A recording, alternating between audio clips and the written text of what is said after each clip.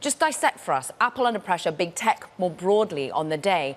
But as Ed articulates, there's some good mood music around iPhone supply and demand.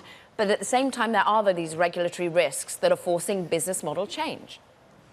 Yeah, Apple's performed really well over the last few months. And, if you go back in April, I think it's up, 35–40% since then. It's, the rebound has been driven a lot by Apple's AI story, which I think has resonated well with investors.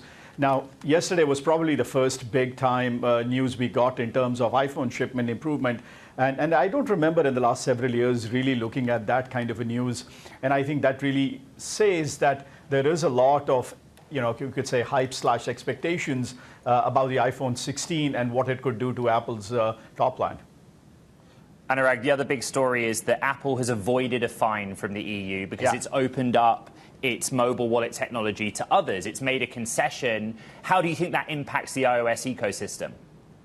Yeah, Apple's CFO commented a few quarters ago that the App Store revenue from EU, accounts for about 7% of that particular area's sales. So it's really not that big of a deal, frankly. Now, this is nothing new. We are seeing EU really cracking down on all big US firms. I don't think it's going to stop anytime soon. I don't think these cases are going to go away. But frankly speaking, from a financial point of view, it's not going to hurt them as much as, the headlines suggest.